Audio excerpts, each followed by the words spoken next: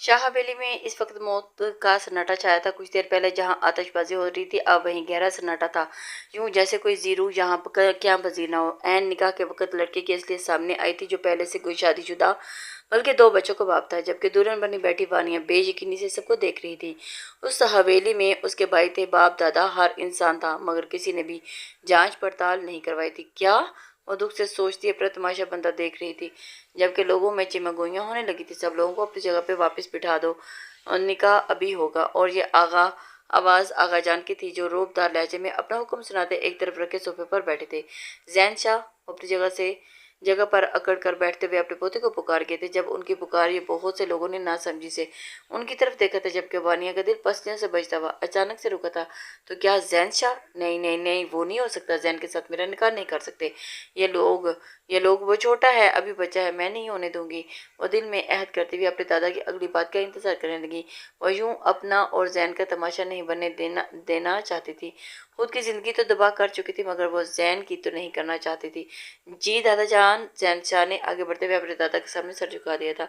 जब उनकी अगली बात पे सबके सरों पे बम फटा था। शाह को लेकर आओ, वो अपना हुक्म सुनाते उसके उठने का इंतजार करने लगे थे, जबकि जैन शाह को लगा कि उसे जिंदा जमीन में धंसने का हुक्म दिया गया। शाह को दानिया वानिया ने हैरत से उसकी तरफ देखा था। उस वहशी को क्यों? दफा हो जाओ, अगर वो साइको इंसान आ गया ना, तो मैं सबका नाम लूंगी, एक एक को चुन चुन कर मरवाऊंगी।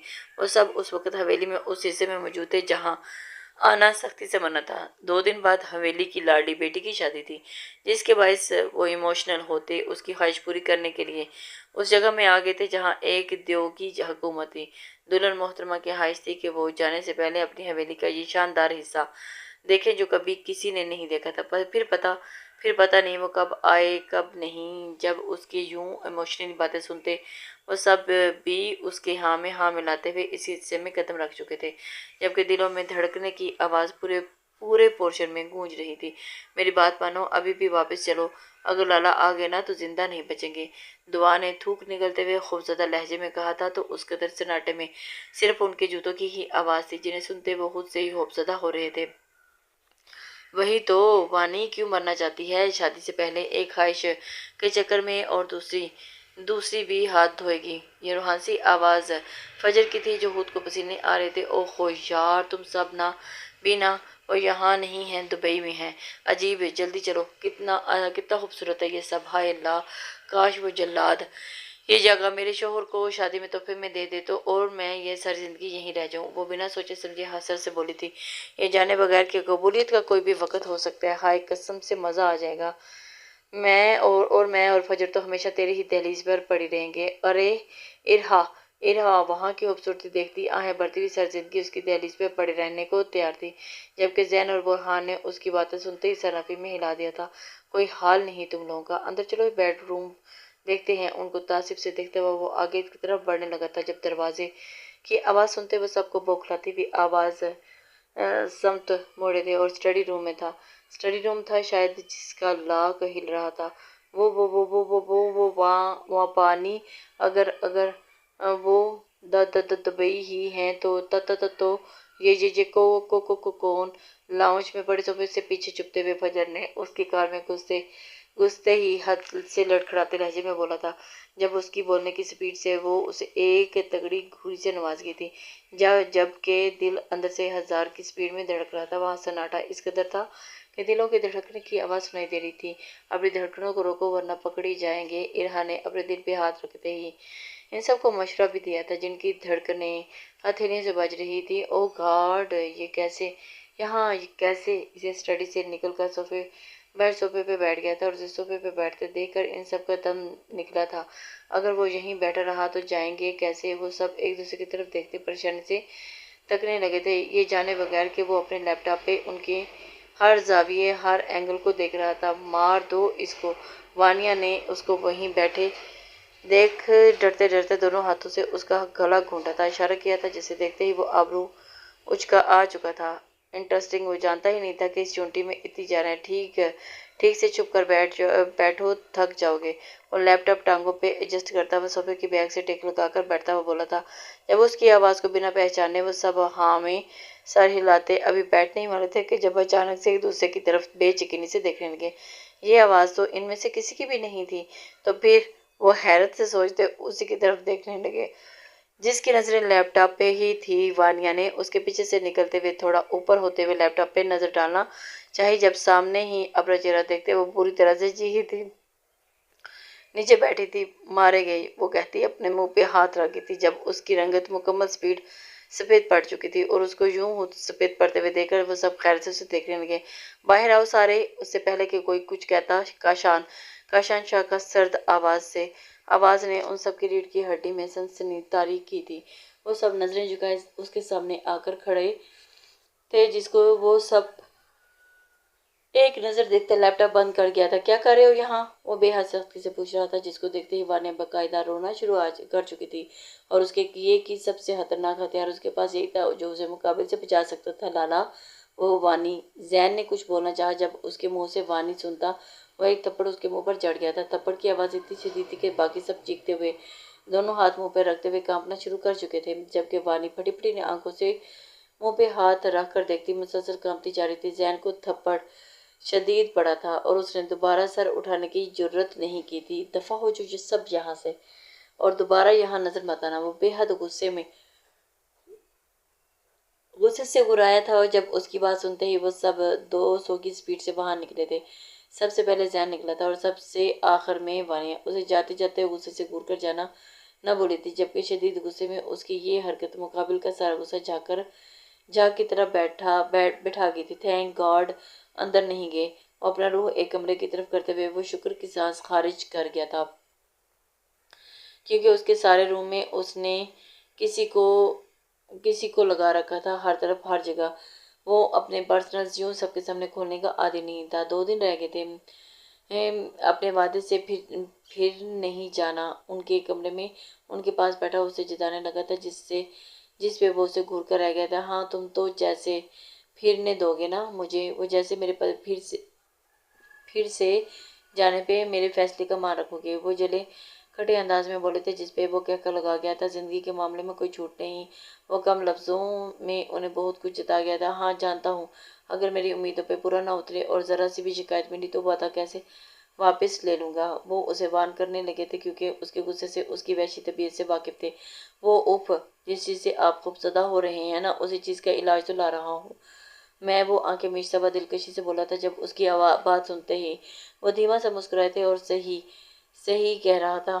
جانتا ہوں، اپنے وعدے سے پھروں گا نہیں میں، تم بھی وعدہ کرنا۔ اب کی دفعہ سیریس تھے یار، آپ سے وعدہ کرنے میں مزہ نہیں آ رہا، بیگم سے کروں گا۔ وہ انہیں چھیڑنے لگا تھا، جب اس کی بات پہ وہ اسے گھور کر رہ گئے تھے۔ میں چاہوں نا تو اسے کچھ کہنے والے تھے کہ وہ فوراً رکے تھے۔ ہاں کیا ہوا، بولے نا تو کیا؟ انہیں روکتے دیکھ کر مسکراہٹ دباتا پوچھنے لگا تھا۔ اس کا یہ روپ صرف اسی کے لیے کافی تھا، باقی سب کے لیے وہ ایک وحشی شخص تھا۔ دفعہ ہو جو، اور کبھی اپنی ساس سے بھی مل لیا کرو۔ اور اسے لتاڑتے ہوئے صلاح دیے گئے، فری کی تو میں ٹافی بھی نہیں لیتا، آپ اتنا مہنگا مشورہ دے رہے ہیں، نہیں چاہیے۔ وہ ان کے پاس سے اٹھتا ہوا اپنی گاڑی کی چابی اوپر کو اچھالتا ہوا کیچ کرتے ہوئے بولا تھا، جب اس پر نظریں ہٹا گیا تھا۔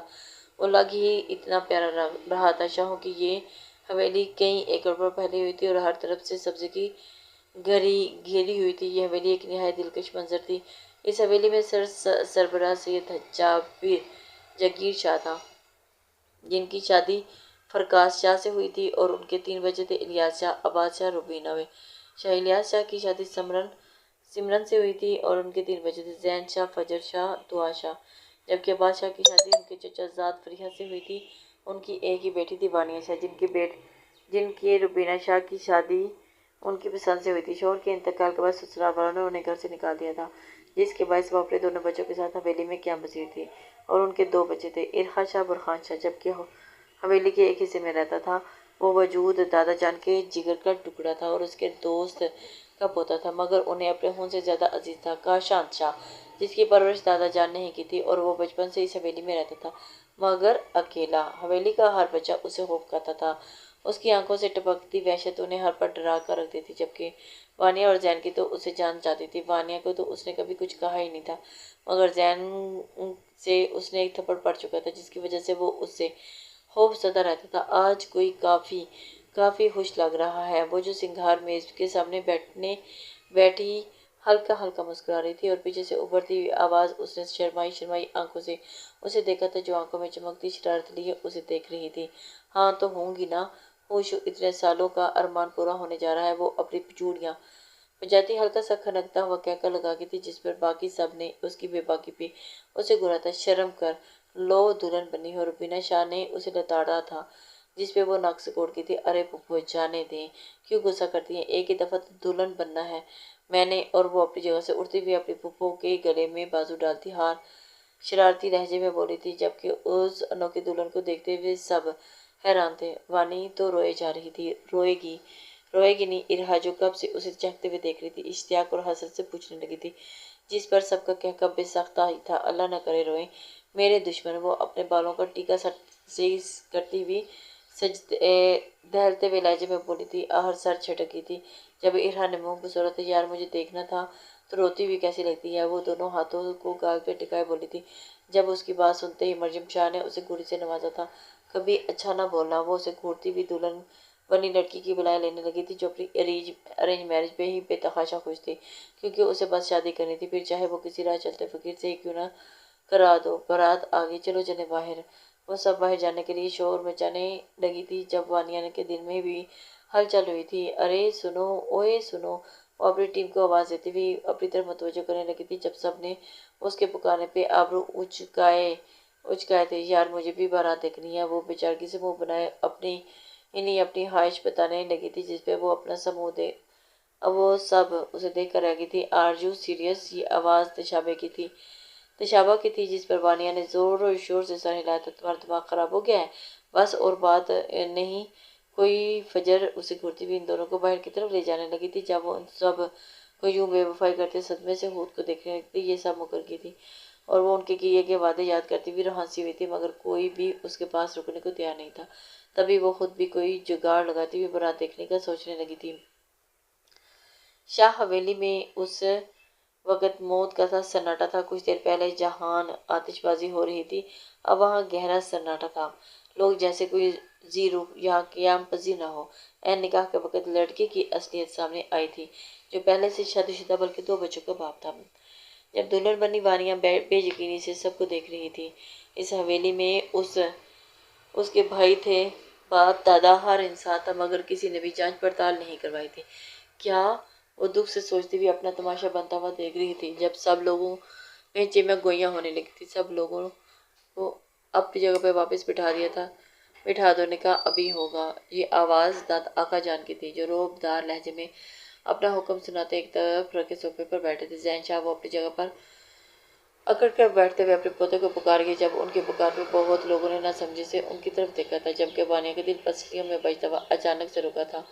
تو کیا زین شاہ؟ نہیں، وہ نہیں ہو سکتا۔ زین کے ساتھ تو میرا نکاح نہیں کر سکتے یہ لوگ۔ وہ چھوٹا ہے، ابھی بچہ ہے، میں یہ نہیں ہونے دوں گی۔ وہ دل میں عہد کرتے ہوئے اپنے دادا کی اگلی بات کا انتظار کرنے لگی، اور وہ یوں اپنا اور زین کا تماشا نہیں بننے دینا چاہتی تھی۔ خود کی زندگی تو تباہ ہو چکی تھی، مگر وہ زین کی نہیں کرنا چاہتی تھی۔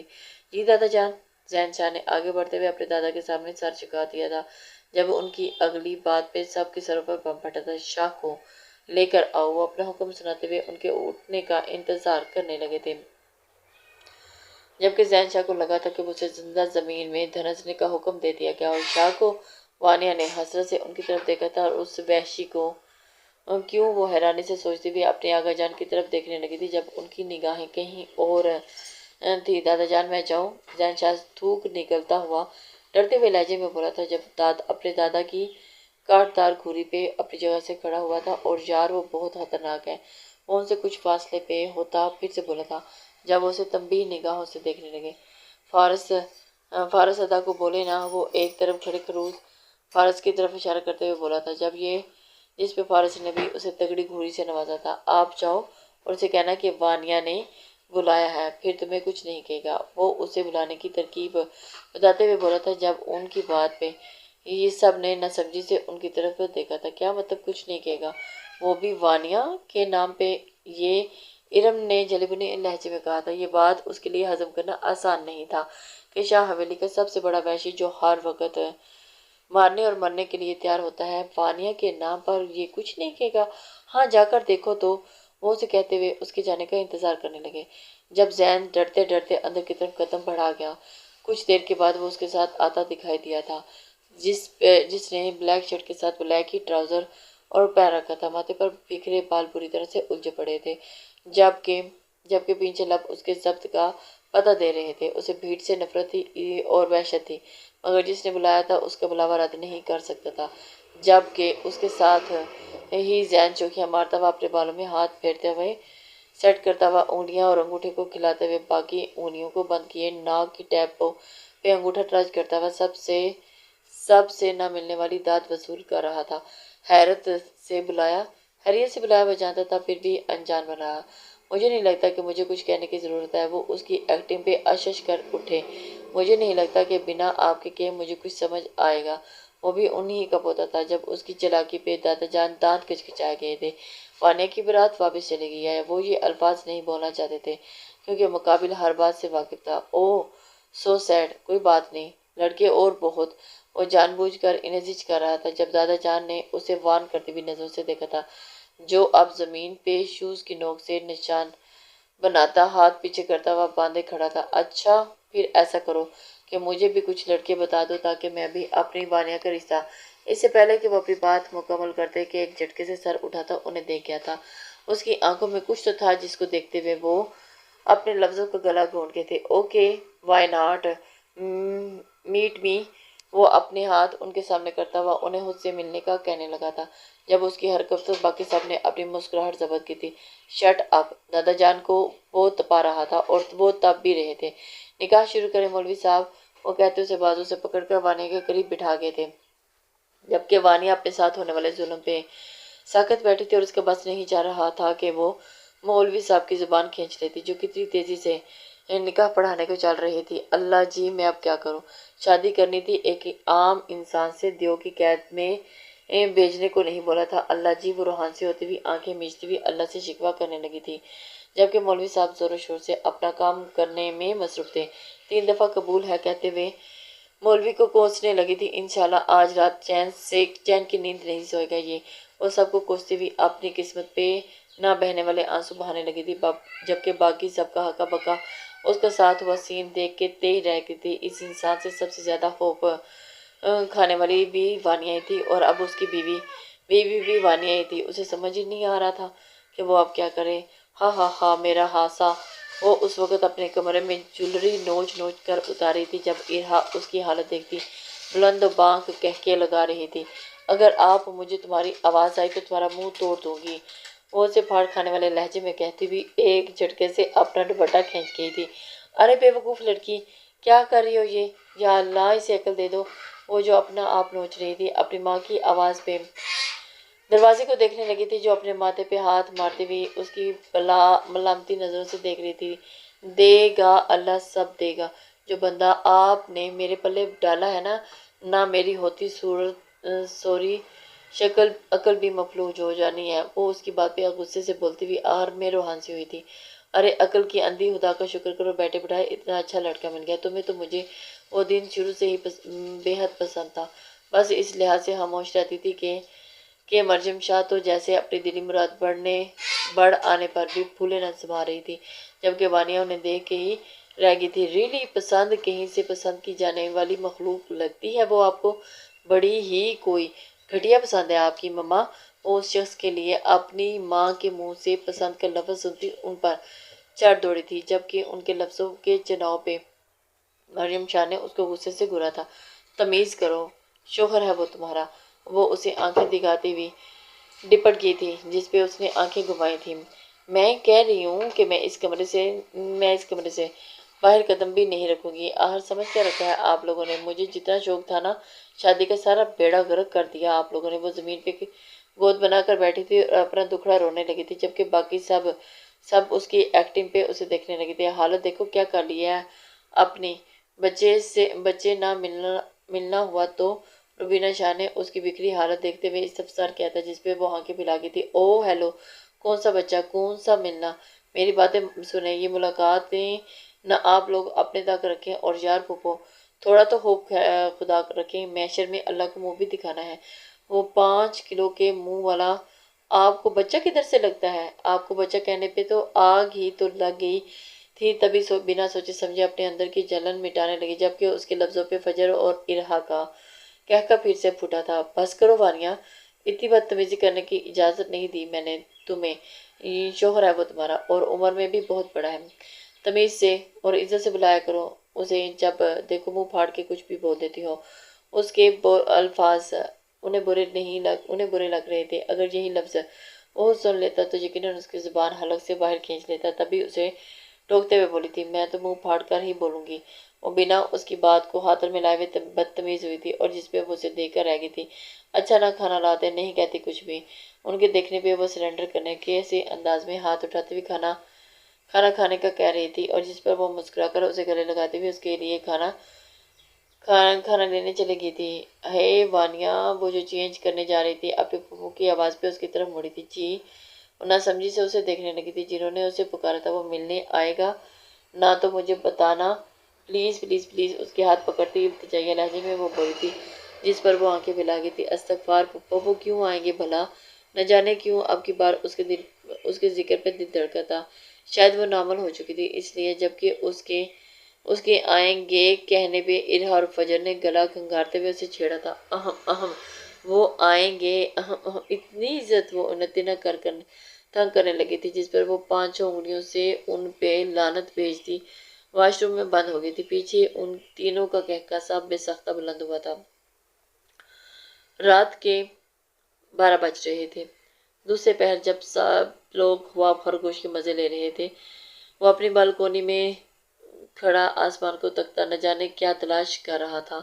ہواؤں کی ہونکی اور اس کے بکھرے بال، واللہ وہ ہر منظر پہ بھاری تھا۔ مزید کچھ دیر وہاں کھڑے ہو کر اپنے جسم پہ ستم کرتے وہ اپنے کمرے کی راہ لے گیا تھا، اور اس کا کمرہ نہیں تھا، پورا محل تھا جہاں ہر شے موجود تھی۔ وہ اپنے کنگ سائز بیڈ پہ کراؤن کے اوپر لگی اپنی لارج فوٹو دیکھتا ہوا کچھ سوچنے لگا تھا۔ وہ اکیلا اس کمرے کا مالک تھا، اور تو اس کے اکیلے کی پکچر تھی۔ اب اس کمرے کا حصہ دار بھی آ گیا تھا، تو ظاہر ہے اس کی پکچر بھی لگنی چاہیے تھی۔ سوچتے ہی وہ اپنے بیڈ پر چڑھتا ہوا اپنی تصویر والا وہاں سے اتار گیا، اور اس کو اب دوسرے وجود کی پکچر چاہیے تھی، جو یوں تو اس کے پاس بہت سی تھی، مگر وہ ایک تھے تو پکچرز الگ کیوں؟ تبھی تو وہ اس کے ساتھ پکچر لینے کا سوچتا اپنا آئی فون پکڑے کمرے سے باہر نکلا تھا۔ پوری حویلی میں موت کا سا سناٹا تھا۔ رنگ برنگی لائٹیں حویلی کا ماحول خوابناک بنا رہی تھی۔ جب وہ سب کچھ نظر انداز کرتا اپنا مطلوبے کمرے کے باہر آ کر رکا تھا، وہ اس کے نکاح کے بعد نہیں ملا تھا، وہ اس سے کبھی بھی نہیں ملا تھا۔ بس اس کا خوف تھا جو حویلی کے ہر بچے کے دل میں تھا، اور اپنی وحشت بھری آنکھوں سے کسی کو بھی وہ خوفزدہ کر سکتا تھا، اور وہ کرتا بھی تھا۔ اور وہ دوست نہیں بناتا تھا، اور جو اس کے دوست تھے اس کو جھیل بھی بس وہی سکتے تھے۔ کمرے کا دروازہ کھلتے ہی تیز روشنی اس کا استقبال کیا تھا۔ او تم محترمہ، اندھیرے سے ڈرتی ہیں؟ وہ لاوقت کی شکل میں گول کرتا ہوا سوچنے لگا تھا، جبکہ نظریں اس وجود کو تلاش کرنے میں تھی جس کی خاطر وہ یہاں آیا تھا۔ What the hell! بیڈ پہ چادر وجودوں کو ایک ساتھ چپک کر سوتے دیکھ کر تو اس کا پارا ہائی ہوا تھا۔ اس کی ملکیت، اس کی بیوی 3 لوگوں کے درمیان چپک کر سو رہی تھی، جسے دیکھتے اس کی آنکھیں پل میں لال ہوئی تھی، اور اس کا بس نہیں چاہ رہا تھا کہ وہ ایک پل میں اس سب کو اٹھا کر پٹک دے، مگر وہ اس حالت میں انہیں اٹھا بھی نہیں سکتا تھا۔ تبھی خود سے کوئی ترکیب سوچنا، وہ بنا باقی 3 پہ نگاہ ڈالے اپنی ملکیت کو گھور رہا تھا۔ تبھی وہ آگے بڑھتا ہوا اس کے بالوں کا کچھ حصہ لیتا ہوا اس کے ناک میں گھمانے لگا، اور اپنے ناک میں کچھ چلتا ہوا محسوس کرتے ہوئے وانیہ ایک پل میں چیخ مارتی ہوئی اٹھی تھی، جب وہ اس کے لبوں پہ اپنی مضبوط ہتھیلی جماتا ہوا اس کی چیخ بند کروا گیا تھا۔ شش! آواز نہیں، باہر نکلو! وہ اسے وحشت زدہ آنکھوں سے گھورتا ہوا سرد لہجے میں بولا تھا، جبکہ وانیہ بدیقینی سے اس کو اپنے کمرے میں دیکھ رہی تھی۔ کیا واقعی ہی آ گیا تھا یا بس ایک خواب تھا؟ وہ آنکھیں پھاڑے اسے ہی دیکھ رہی تھی جب وہ دوبارہ سے گھرایا تھا، اور اسے یقین نہیں آ رہا تھا وہ سنا نہیں۔ باہر نکلو! اب کی بار وہ اس کے کان کے قریب گھرایا تھا، اور اس کا بس نہیں چاہ رہا تھا مقابل کے وجود کو ایک پل میں راکھ کر دے۔ اس نے دوبارہ سے غصے میں بولتے ہوئے دیکھا تو وہ اپنا آپ ان کے درمیان سے نکالتی زمین پر کھڑی ہوئی تھی۔ جب اس کے کھڑے ہونے پہ بھی وہ ایک پل کے لیے اسے اپنے بازوں میں اٹھا گیا تھا، اس سے پہلے کہ وہ اس کی حرکت پہ چیختی، مقابل اس کے لبوں پر گہری گرفت بڑھا گیا تھا۔ وانیہ کی آنکھیں پھٹی کی پھٹی رہ گئی تھی، جانے کو تیار تھی۔ وہ ابھی تک بے یقین تھی۔ وہ خڑوس بیسی شخص اس کے کمرے میں آیا تھا اور وہ اسے اٹھایا بھی تھا، اور اب کس صدمے میں اسے ہوش میں جانے